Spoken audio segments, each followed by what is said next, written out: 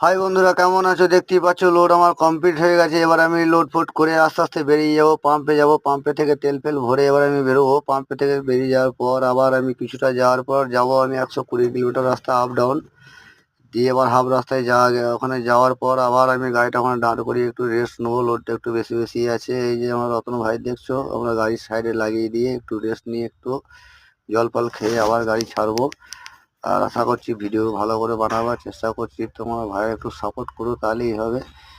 আমি কোথায় যাচ্ছি না যাচ্ছি সেটা তোমাদেরকে দেখাবো, আর কি মাল আছে সেটা তোমাদেরকে তো দেখতেই পেলে। পেয়েছি কলের মাল আছে। আর এই যে রেলগেট পেরিয়ে আমি যাচ্ছি, কোথায় যাব না যাব সেটা তোমরা সবই দেখতে পাবে। আর কি কোন জায়গায় কাজ হবে না হবে, এই ঘরটা এখন দেখছো, আর কাজটা হয়ে যাওয়ার পর তোমাদেরকে আবার ভিডিওটা আমি দেখাবো। আশা করছি ভালো লাগলে একটা লাইক কমেন্ট করো। আর রেল গেটে এই যে মোটরসাইকেলটা টোটোর জন্য এত জ্যাম,